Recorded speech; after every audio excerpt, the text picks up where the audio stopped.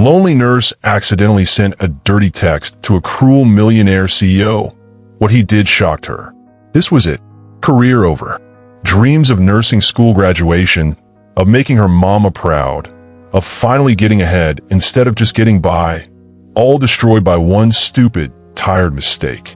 Have you ever walked into a situation expecting the worst, only to find something completely different waiting for you? Hi viewers, kindly tell us where you're watching from and what time it is.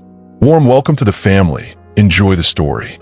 At 3:47 a.m., Kiera hit send on the text that would destroy her career, or so she thought. What she didn't know was that Beckett Vaughn had been waiting for someone like her his entire life. Have you ever sent a message to the wrong person that made your heart stop? That moment when you realize your private thoughts just became someone else's business?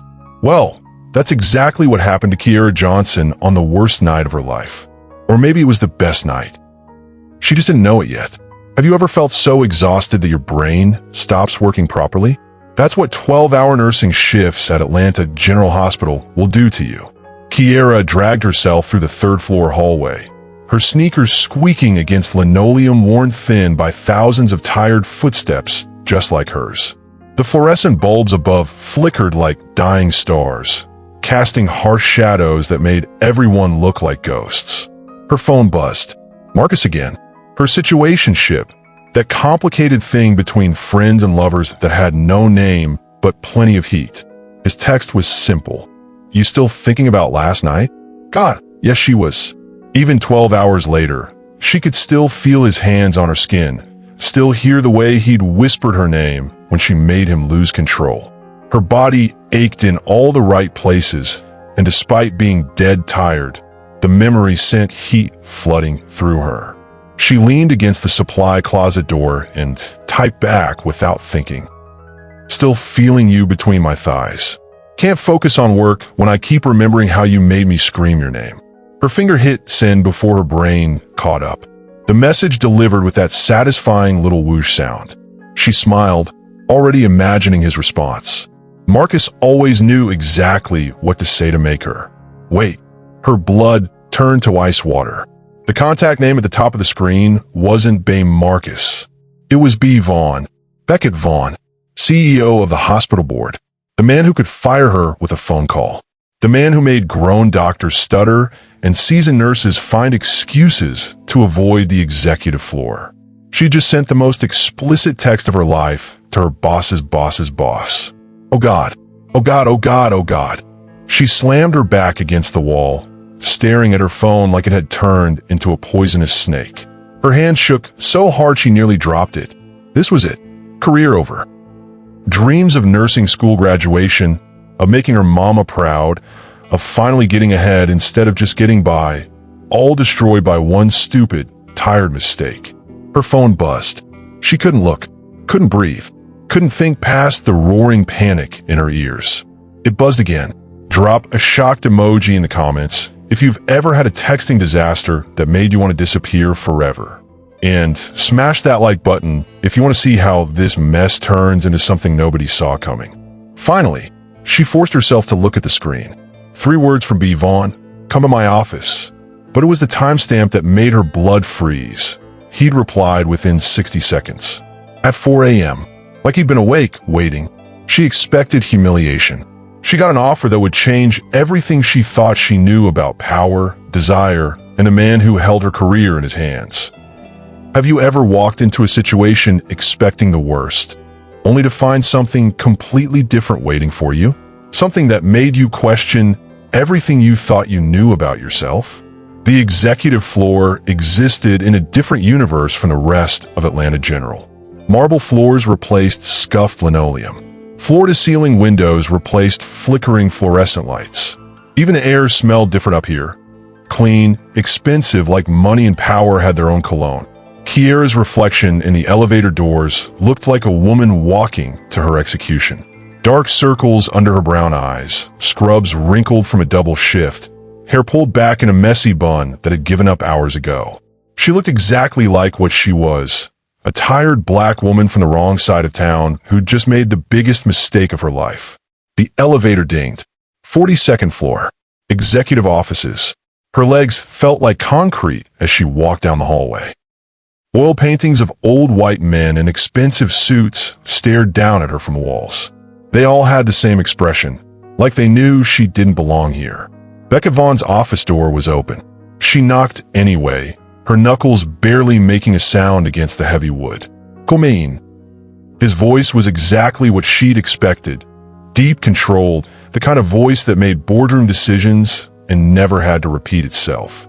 But there was something else in it. Something that made her skin warm despite the clinical chill of the air conditioning. She stepped inside and immediately felt smaller. The office was huge, bigger than her entire apartment.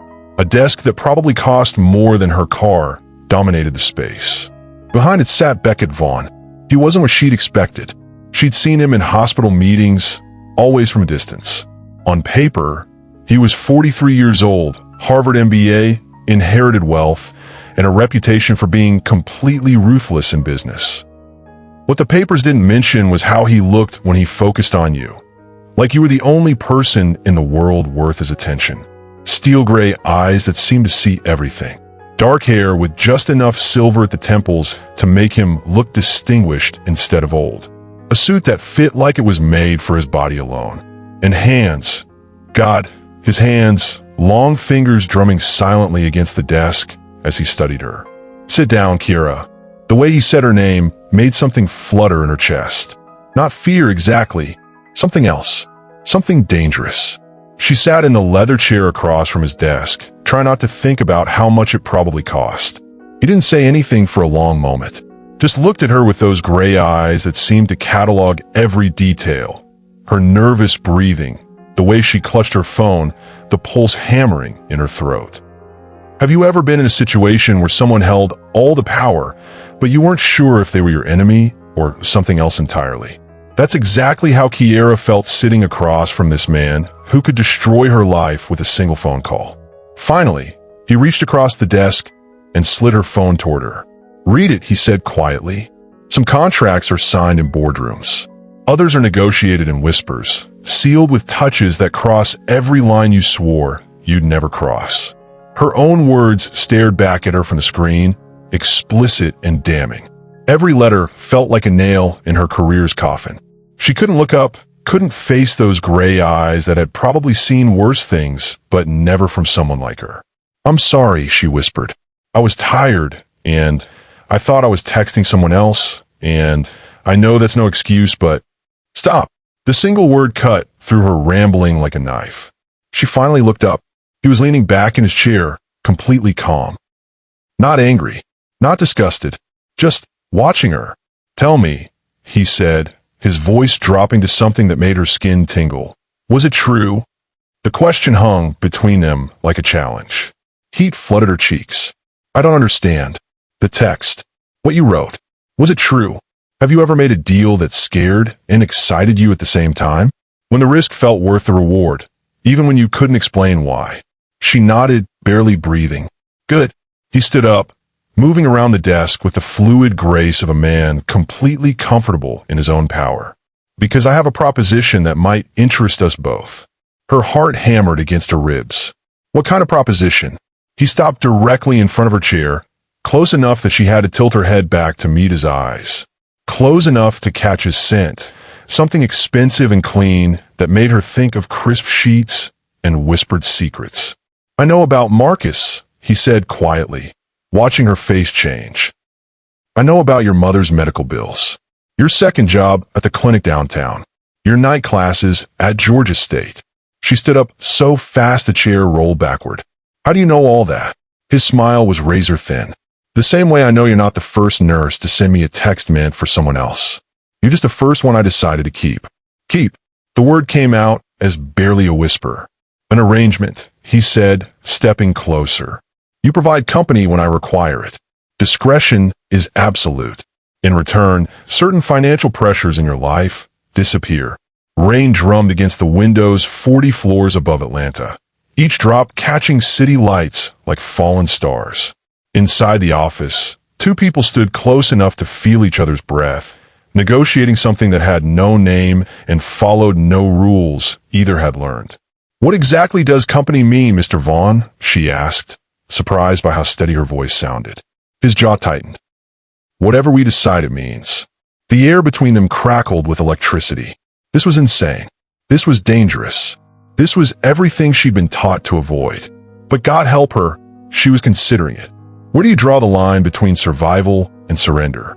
What happens when someone offers you exactly what you need, but the price is everything you thought you were? "I need time to think," she said. "Of course." He stepped back, giving her space to breathe. "But Kiera?" She paused at the door, hand on the handle. "For what it's worth, I hope you don't regret this." She looked back at him, this powerful man who somehow made her feel like prey and predator at the same time. "I already do. The question is whether I'll regret walking away more."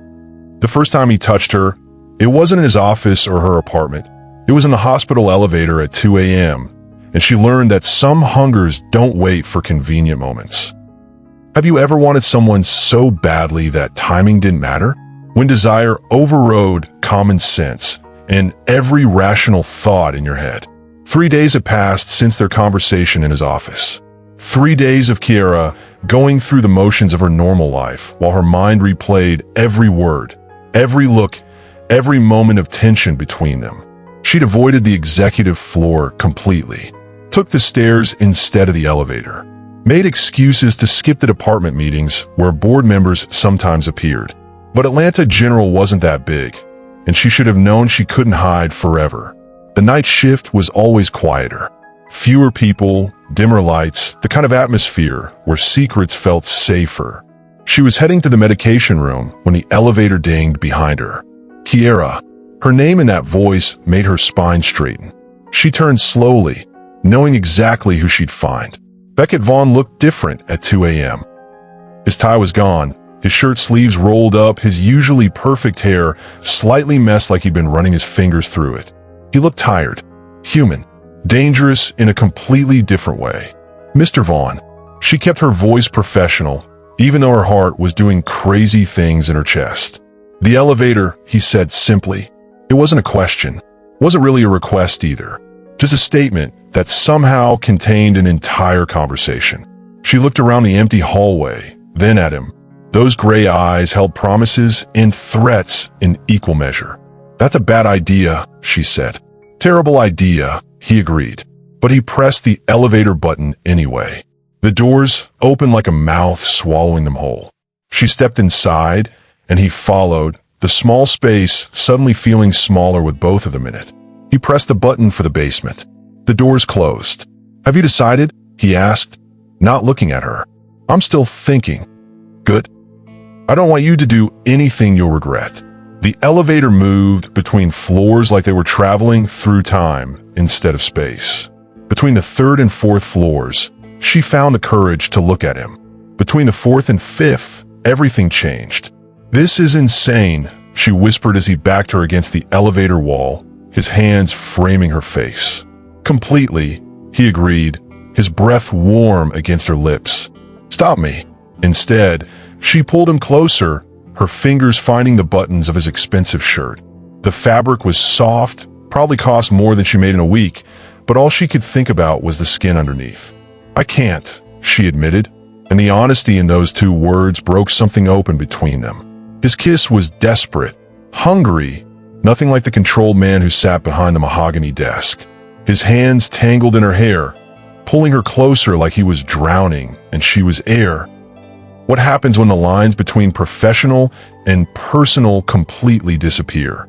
When you stop caring about consequences and start caring about the way someone makes you feel alive. The elevator dinged. They broke apart, breathing hard. "Your floor," she said shakily. "Not yet," he replied, hitting the button for the basement. She thought she understood the game they were playing. Until the night he showed up at her apartment uninvited, wounded and desperate, proving that some men are dangerous precisely because they need saving. Have you ever seen someone powerful at their weakest moment? When their armor comes off and you realize they're human after all? 2 weeks later, Kiera was getting used to their strange dance. Stolen moments in empty corridors. Text messages that made her blush during staff meetings. The constant awareness that he was somewhere in the building, thinking about her the same way she couldn't stop thinking about him. But she wasn't prepared for the knock on her apartment door at midnight. Her building squatted between a laundromat and a corner store, worlds away from marble lobbies and doormen. When she found Beckett Vaughn sitting on her front steps, he looked like a man who'd lost his way. His usually perfect appearance was cracked around the edges. His expensive suit was wrinkled, his tie missing, his dark hair disheveled. But it was his eyes that stopped her cold, raw, vulnerable, nothing like the controlled executive she knew. "I shouldn't be here," he said as she unlocked her door. "No, you shouldn't," she agreed, but stepped aside to let him in anyway. Her living room felt smaller with him in it, all sharp suits and expensive cologne clashing with secondhand furniture and student loan notices on the coffee table. He looked around like he was seeing how the other half lived, but there was no judgment in his expression, just curiosity. "Rough night?" she asked, noticing the slight tremor in his hands. "Board meeting from hell. They're trying to force through budget cuts that would eliminate the nursing education program." He sank on her couch like all the fight had gone out of him. Among other things, she sat beside him, careful to leave space between them. "Is that why you came here?" He looked at her like she was the only solid thing in his world. "I needed to see you, not for the arrangement. Just you. When someone you care about shows up broken at your door, what do? Do you protect yourself? Or do you open your arms and risk getting pulled into their storm?" She reached over and loosened his collar, her fingers brushing against his throat. His pulse jumped under her touch. "You're shaking," she observed. "Am I?" His voice was rough around the edges. This time when she kissed him, it was soft, careful, nothing like the desperate hunger in the elevator. This was about comfort, about connection, about two people finding something real in the middle of something complicated. He pulled her closer, his hands gentle on her back like she was something precious that might break. "I don't deserve you," he whispered against her hair. "Lucky for you. That's not your decision to make," she replied. They made love on her second-hand couch with the city lights filtering through her cheap curtains, and somehow it felt more intimate than anything that had happened in his expensive office. Here, in her world, he wasn't the powerful CEO. He was just a man who needed someone to see him. When she woke up the next morning, he was gone. But her coffee was made, and there was a note on her pillow. "Thank you for seeing me." She didn't see the camera across the street. Didn't know someone had been watching. 2 weeks into their secret meetings, someone was watching them too closely. Have you ever felt like invisible eyes were tracking your every move? That's exactly what Kiera experienced as she walked through the hospital corridors. Nurses she'd known for years suddenly went quiet when she approached. Her supervisor, Marcus, started asking strange questions about her schedule. "Does your workplace ever feel like a battlefield where you don't know who your enemies are?" The morning everything changed, Kiera found a printed email on her locker. Her own text messages, the one she'd sent to her friend about Beckett. Private conversations about their arrangement. Someone had been monitoring staff communications. Her hand shook as she read her own words printed in black and white. Every detail about their encounters. Every confession about how he made her feel. Every secret she thought was safe. Marcus appeared beside her like a shadow. "Rough morning, Kiera?" His smile didn't reach his eyes. This was the same man who'd mentored her for 3 years, who'd helped her get overtime shifts when her mother needed expensive treatments. Now he looked at her like she was a problem to solve. "I don't know what this is," she whispered. "Really? Because the board received copies of these messages yesterday. They're calling an emergency meeting about staff conduct and security breaches." The walls felt like they were closing in. "Marcus, you know me. I would never. I know you've been spending a lot of time on the executive floor lately." Her stomach dropped. Someone had been tracking her movements, recording her conversations, building a case against her. Have you ever been betrayed by someone you trusted completely? That evening, Beckett called her to his office. But this time, his usual composed mask was cracking. His tie was loose, his hair messed up like he'd been running his hands through it. "They're trying to destroy both of us," he said without greeting. "Who's that?" He pulled out a thick folder. Board meeting minutes, financial reports, investigation documents. Someone's been planning this for months. The leaked messages aren't random. They're strategic. Kiera moved closer to read over his shoulder. His cologne mixed with the stress sweat on his shirt. Even in crisis, her body responded to his nearness. Why would someone target us specifically? Because removing me from the board opens up a $50 million hospital expansion contract. And framing you as the leak discredits any testimony you might give. His hand brushed hers as he turned the page. The touch sent electricity through her despite the circumstances. They were fighting for their professional lives, but the magnetic pull between them refused to disappear. What do? Beckett stood and moved to the window, his back tense under his expensive shirt. We fight back. But Kiera, if you stay involved in this, it's going to get dangerous. These people play for keeps. She joined him at the window, close enough to feel the heat from his body. I'm not running. He turned to face her, his gray eyes intense. Even if it means risking everything. Especially then. What would you risk to fight for someone who might be worth it? Let us know in the comments below. The next morning, Kiera would discover just how far her enemies were willing to go. The suspension letter arrived before sunrise. Have you ever had your world collapse in the space of a single phone call? Kiera's shift supervisor delivered the news with false sympathy. Effective immediately, pending investigation into security breaches and inappropriate conduct. They were accusing her of being the leak. The very crime someone else had orchestrated to frame her. Do you know what it feels like when the people who should protect you become your accusers? Sitting in her car outside the hospital, Kiera realized she had nowhere to turn. Her nursing license was under review. Her reputation was destroyed. The gossip had already started spreading through the medical community. Her phone buzzed. Beckett, meet me at the Marriott downtown. Room 1247. 1 hour. She almost ignored it. Getting involved with him had cost her everything. But curiosity and desperation made the decision for her. The hotel room was nothing like she expected. Documents covered every surface. Laptops, printed emails, financial records. Beckett had transformed it into a war room. You came, he said, relief evident in his voice. I have nothing left to lose. He looked different outside the hospital. Younger somehow, more vulnerable. His usual three-piece suit was replaced by jeans and a black sweater that hugged his frame in ways that made her forget why she was angry. I've been investigating this for 18 hours straight, he said, gesturing to the chaos around them. And I found something that changes everything. He handed her a birth certificate. Baltimore General Hospital. Baby boy Vaughn. Mother, Angela Washington. Father, Beckett James Vaughn. Kiera's breath caught. You have a son? Had. I signed away my rights when Angela and I divorced. I was 28, scared and stupid. I let my family convince me that a mixed-race child would hurt my political future. The vulnerability in his confession hit her harder than any physical touch they'd shared. This powerful man who commanded boardrooms was showing her his deepest shame. He's 15 now, lives with his mother in Baltimore. I send money, but I've never been a father to him. Have you ever made a choice that haunted you for years? What does this have to do with our situation? Beckett's jaw tightened. Because whoever's targeting us knows about Marcus. They know I abandoned my son, and they're using it as leverage. Marcus? My supervisor Marcus. He's not just your supervisor, Kiera. He's Angela's brother. He's been working at this hospital for 4 years, building trust, gaining access, all to get revenge on me. The pieces clicked into place. Marcus's sudden interest in her schedule.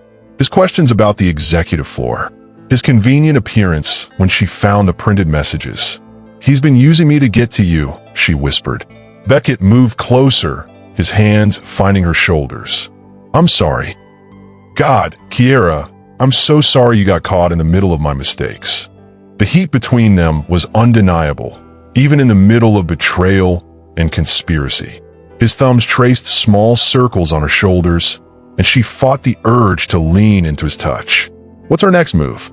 We expose him. But first, I need to do something I should have done 15 years ago.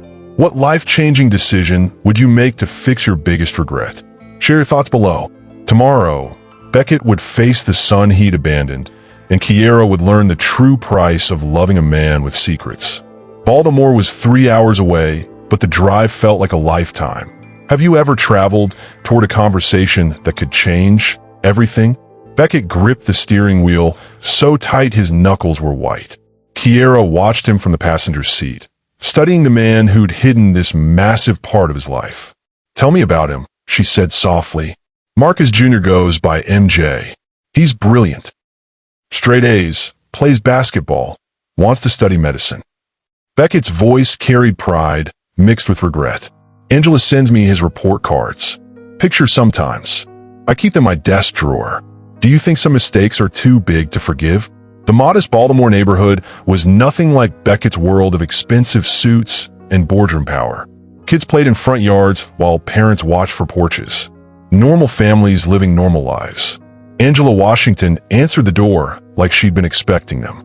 She was beautiful in a natural way that needed no enhancement. Her eyes, the same color as her brother Marcus's, held 15 years of accumulated anger. "So you finally came," she said to Beckett. "Angela, I know I don't deserve." "You're right. You don't." Her gaze shifted to Kiera. "And you brought your girlfriend to our son's first meeting with his father?" The judgment in her voice stung, but Kiera understood it. This woman had raised a child alone while the father played wealthy executive. "I'm not his girlfriend," Kiera said quietly. "I'm someone who cares about him doing the right thing."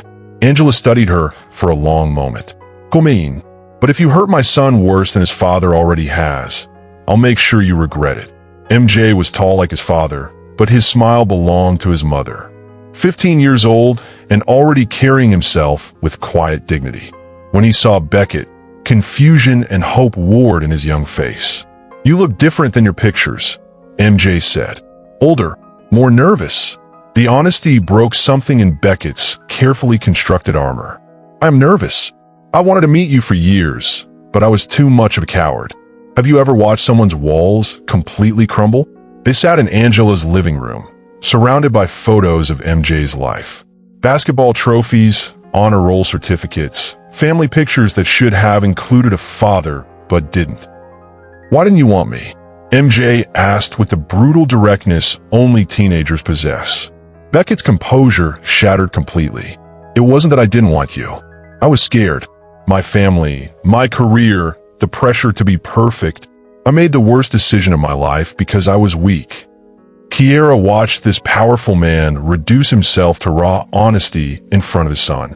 The same man who controlled million-dollar decisions was begging a 15-year-old for forgiveness. "Uncle Marcus says you're finally getting what you deserve at that hospital," MJ said. The room went cold. Angela's eyes narrowed. "What did Marcus tell you?" "That he's been working to make Dad pay for abandoning us. That he found a way to destroy his reputation just like Dad destroyed ours." Beckett and Kiera exchanged glances. Even Marcus's own family didn't know the full extent of his revenge plan. "Where's your uncle now?" Beckett asked carefully. MJ shrugged. "He left for Atlanta yesterday. Said he had some big meeting that would change everything." What would you do if family loyalty conflicted with what's right? Tell us in the comments. The race back to Atlanta would determine whether they could stop Marcus before he destroyed everything. The hospital parking garage at midnight felt like a trap waiting to be sprung. Have you ever walked into a situation knowing it could be your last mistake? Kiera's hands shook as she adjusted the tiny recording device Beckett had given her. Their plan required her to meet Marcus alone, to get him to confess his scheme on tape. "I don't like this," Beckett said through her earpiece. He was parked 2 levels up, close enough to help but far enough to avoid detection. "Do you trust someone enough to put your life in their hands?" Marcus appeared from behind a concrete pillar like he'd been waiting for hours. In the dim light, his familiar face looked like a stranger's. This was the man who'd taught her proper 4 techniques, who'd covered her shifts when her mother was in the hospital, who'd become family. "I wonder when you'd figure it out," he said calmly. "Why, Marcus? I trusted you. I looked up to you. Because that bastard deserved to pay for what he did to my sister. To my nephew. Do you know what it's like watching a brilliant woman raise a child alone while the father plays rich and untouchable?" His voice carried years of accumulated rage. Angela worked 3 jobs to put herself through nursing school. 3 jobs, Kiera, while he was in country clubs and boardrooms, pretending we didn't exist. Have you ever felt anger so deep it consumed everything else? So, you used me to get revenge? I used you because you were convenient. Sweet, hard-working Kiera who needed extra money for her sick mother. Easy to manipulate, easy to sacrifice. The cruelty in his words hit harder than any physical blow. This man had watched her struggle, had offered help, had gained her trust, all while planning her destruction. The leaked messages, the surveillance, framing me as the security breach. That was all you? Marcus smiled without warmth. I've had access to staff communications for 2 years. I've been documenting every inappropriate relationship, every policy violation, every secret affair. But when I saw your text to Vaughn, I knew I had the perfect weapon. Through her earpiece, she heard Beckett's sharp intake of breath. She needed to keep Marcus talking to get him to reveal the full scope of his plan. What happens now? Now, the board meets tomorrow morning. They'll vote to remove Vaughn for inappropriate conduct with a subordinate. The expansion contract goes to my preferred buyer, a company that will hire exclusively from Baltimore, giving my community the jobs it deserves. And me, you'll lose your license, your reputation, maybe face criminal charges for corporate espionage. But hey, at least your mother's medical bills will be paid through the settlement. The casual way he discussed destroying her life made her stomach turn. You really think this will bring you peace? Peace? Marcus laughed bitterly. This isn't about peace. This is about justice, about making privilege pay for its sins. Behind him, Kiera saw movement in the shadows. Beckett, moving closer despite their plan. Her heart hammered against her ribs. Marcus, there has to be another way. There is no other way. His voice echoed off the concrete walls. Some wounds don't heal. Some debts demand payment in full. What would you sacrifice for family justice? Let us know what you think. The confrontation that would determine all their futures was about to explode. Hashtag chapter 10. Deeper game, 530 words. The parking garage erupted into chaos when Marcus spotted Beckett approaching. Have you ever watched someone's carefully planned revenge completely fall apart? Marcus's composed mask disappeared as he realized he'd walked into his own trap. The recording device was still running, capturing every word of his confession. You brought him. Marcus snarled at Kiera. I should have known you were working together. We weren't, until you forced us to be, Beckett said, stepping into the light. His voice carried the cold authority of a man who'd built empires. It's over, Marcus. We have everything on tape. Do you think revenge ever really satisfies the people seeking it? You think a recording matters? Marcus pulled out his phone, fingers flying over the screen. I've got insurance. Photos of you two in compromising positions. Financial records showing kickbacks. Fabricated evidence that will destroy both your careers, even if you expose me. Kiera's blood ran cold. You've been planning this for years. 4 years of building trust. 4 years of gathering ammunition. 4 years of waiting for the perfect moment to watch Beckett Vaughn lose everything that matters to him. The hatred in his voice was toxic, poisonous. This wasn't justice. It was obsession masquerading as righteousness. What about your nephew? Beckett asked quietly. What about MJ? When this comes out, when the investigation starts, he'll learn that his uncle is a criminal. Is that the legacy you want to leave him? For the first time, uncertainty flickered across Marcus's face. MJ will understand that some fights are worth having. Will he? Or will he learn that the adults in his life are just as broken and vindictive as the father who abandoned him? Have you ever seen someone realize they've become the thing they hate most? The silence stretched between them, broken only by the hum of fluorescent lights and distant traffic. Kiera could feel the weight of 3 lives balancing on the edge of cliff. You know what the real tragedy is? Beckett continued, his voice softer now. Angela raised an incredible son despite my failures. MJ is brilliant, kind, and strong because of her, not because of anything I did or didn't do. But if you go through with this, you'll teach him that destruction is the answer to pain. Marcus's hand trembled slightly on his phone. You don't get to lecture me about family. You're right. I don't. I was a coward who abandoned my responsibilities. But Marcus, you're about to destroy innocent people to hurt me. How does that make you better than what I was? The question hung in the air like a challenge. Kiera watched Marcus's face, seeing the internal war between rage and recognition. I can't just let this go, Marcus whispered. I can't pretend 15 years of anger doesn't matter. I'm not asking you to, Beckett said. I'm asking you to choose a different path. Help me be better. Help me be the father MJ deserves. But don't burn down innocent lives to punish me for my mistakes. The parking garage felt like a confessional, 3 broken people trying to find redemption in the darkness. Would you choose forgiveness or revenge if someone hurt your family? Share your thoughts below. Marcus's next decision would determine whether this story ended in destruction or the possibility of healing. Marcus made his choice by pressing send on his phone. Have you ever watched someone choose destruction over redemption in real time? The photos hit the hospital board's email servers at 11:47 p.m. Compromising images of Kiera and Beckett, fabricated financial documents, fake evidence of corruption that would destroy them both by morning. It's done, Marcus said, his voice hollow. I can't take it back now. The parking garage felt like a tomb. For years of planning had led to this moment of mutual destruction. Marcus had gotten his revenge, but the victory looked like defeat written across his face. Do you think some people are too broken to save themselves? Kiera's phone buzzed with notifications, text messages from other nurses, social media alerts. The photos were already going viral within the hospital community. Her reputation, her career, her future, all destroyed in digital seconds. You've ruined us both, she whispered. I've evened the score, Marcus replied, but his conviction was cracking. Beckett pulled out his own phone, scrolling through the board members' emergency messages. The meeting's been moved to 6 a.m. They want both of us gone before the media gets wind of this. The 3 of them stood in the fluorescent-lit garage like survivors of a war nobody won.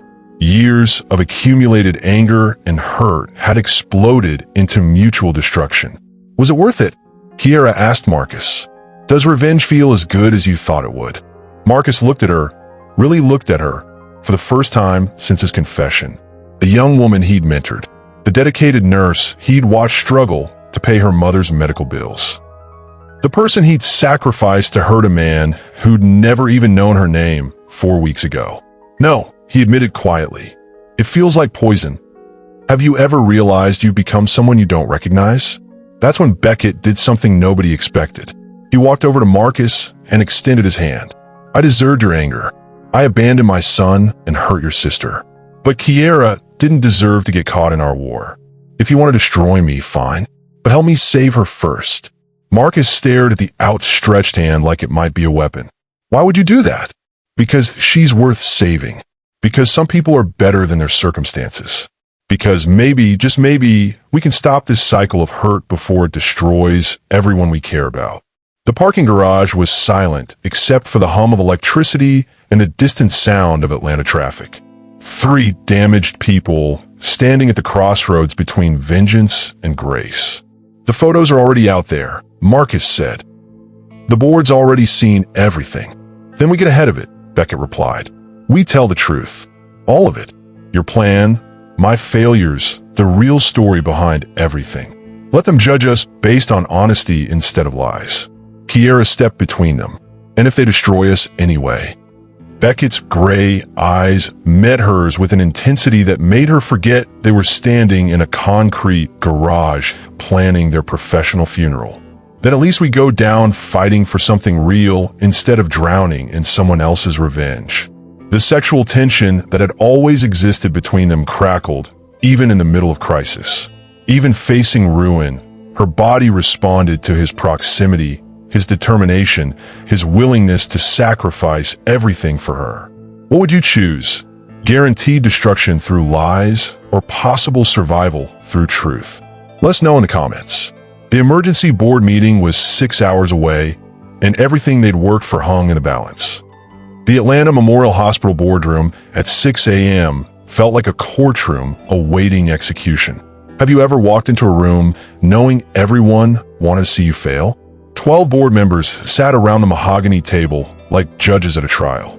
The evidence of Marcus's revenge was projected on the wall-mounted screens. Photos, documents, accusations that painted Kiera and Beckett as corrupt conspirators. Board Chairman Williams didn't waste time on pleasantries. Mr. Vaughn, Ms. Johnson, these allegations are extremely serious. Corporate misconduct, abuse of power, security breaches, all fabricated. Beckett interrupted, his voice cutting through the boardroom's tension like a blade. Do you have the courage to fight when everyone's already decided you're guilty? Kiera sat beside him, her hands folded to hide their trembling. Every board member's eyes held judgment and disgust. These were people she'd worked alongside for 3 years, people who'd watched her dedication to patient care, people who now saw her as nothing more than a scandal. The photos seemed quite real, Board Member Harrison said coldly. The photos are real, Beckett admitted. The context is not. Marcus Washington has spent 4 years planning this revenge scheme because I'm the father of his nephew, a son I abandoned 15 years ago. The boardroom erupted in murmurs. This wasn't the defensive denial they'd expected. You're admitting to an inappropriate relationship with a subordinate? Williams asked. I'm admitting to falling in love with someone I should have respected enough to keep at arm's length. I'm admitting to letting personal feelings cloud professional judgment. But I'm not admitting to corruption, fraud, or any of the other charges Marcus fabricated. Have you ever seen someone choose brutal honesty over comfortable lies? Kiera stood up, her voice shaking but determined. I sent a wrong text to Mr. Vaughn by accident. That's how this started. Not corporate espionage. Not some calculated seduction scheme. A mistake that led to feelings neither of us planned for. And you expect us to believe this? Harrison scoffed. I expect you to investigate, Beckett replied, sliding a folder across the table. Marcus Washington's communication logs. His access to staff messages. Evidence of his 4-year plan to destroy my reputation. Bank records showing payments to outside investigators. Everything you need to see the real conspiracy. The board members passed the folder around, their expressions shifting from certainty to confusion to concern. Even if Marcus Washington orchestrated this, Williams said slowly, the fundamental issue remains. You violated hospital policy regarding relationships between executives and staff. Yes, I did, Beckett said without hesitation, and I'm prepared to face the consequences. But Kiera should not be punished for my failures. She's one of the most dedicated nurses this hospital has ever had. Her only crime was trusting the wrong people, including me. The boardroom was silent except for the rustle of documents and the quiet hum of air conditioning. 12 careers hung in the balance while 12 people decided their fate. What exactly are you proposing? Williams asked. Beckett looked at Kiera, his gray eyes holding a promise and an apology. I resigned from a board, effective immediately. Kiera keeps her job, her reputation, and her future. And Marcus Washington faces criminal charges for corporate espionage and fraud. Would you sacrifice everything to save someone you love? Share your thoughts below. The board's decision would determine whether love could triumph over revenge, or if they'd all go down together. The board voted 7-5 in favor of Beckett's proposal. Have you ever watched justice and mercy collide in the most unexpected way? Kiera kept her job. Marcus faced criminal charges. And Beckett Vaughn walked out of Atlanta Memorial Hospital as a private citizen for the first time in 8 years. She found him in his empty office 3 hours later, packing personal items into cardboard boxes. The power suits were gone, replaced by jeans and a simple white shirt that made him look younger, more approachable, more human. Any regrets? She asked from the doorway. Do you think some sacrifices are worth making even when they cost you everything? Only one, he said without looking up. I regret that it took losing everything to realize what actually mattered. The office that had once intimidated her now felt like any other room. Without the mahogany desk and executive authority, Beckett was just a man who'd made mistakes and tried to fix them. What happens now, she asked. Now I figure out who I am when I'm not hiding behind a title and a bank account.